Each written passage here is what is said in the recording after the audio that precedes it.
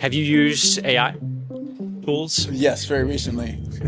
What do you think those tools are best used for, and are you scared of artificial intelligence? It depends on the form. I think it can be useful, just like a calculator was useful for arithmetic. I mean, before that, we had to do long form. It saved a lot of time. Sure. And in my opinion, if it's about the result, I think tools are great. If the outcome is you're in a store and you want to add something really quickly, calculators are great because it gets you out of the store faster. No harm, no foul. I think you still should be able to do basic math. But AI, I think, if you use it correctly, it can save you a lot of time. I get hired freelance as a writer to do blog posts. I know what I can type in a prompt to basically give me a frame. It doesn't mean I just let it completely write everything for me, but it saves me probably about 3 hours worth of work to basically put a framework that I then can go back and edit and put my own words in. But I think it can be dangerous when people just use it completely to replace humans, and I think it's blatantly obvious when it does replace humans. Do you think there's anything that AI couldn't replicate with humans? In the music world, yes, where I probably have the most experience and the biggest platform to speak in. I started recording records on tape, and everyone in that world likes to argue that's still the best way to do it. Of course, you can make a strong argument that you could do something just as nice on a computer or a laptop.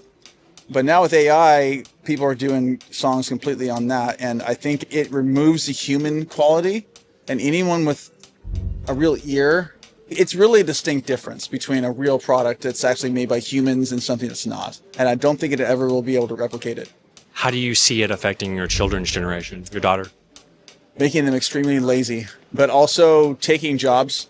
I think that it could take jobs away from people, depending on what it is. I think careers like counseling and philanthropy and things like that, I think that there's always going to be something where there's a human connection sitting across from each other. But I think for like the mediocre jobs that, I don't know, accounting, you name it, there's so many things that will probably replace, and that's kind of scary. Yeah. I think as long as it's respected and used as a tool and not as a crutch, it's going to be great. What do you think makes us human?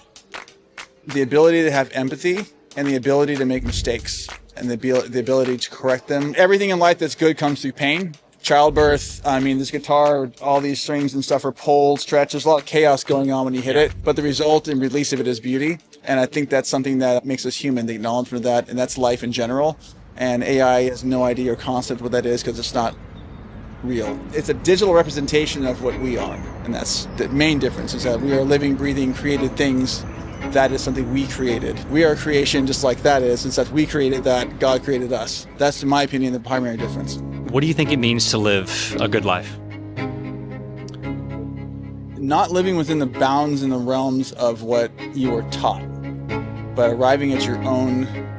Sure, take opinions, take education, take things that people teach you, but think for yourself and find your own answers. We live in a world now that's so divided, especially in the U.S. with politics and stuff, and most people are so deceived and they believe fully with all their heart something that is completely not true because somebody else told it to them, instead of actually taking the time to research it for themselves. Where did this belief come from?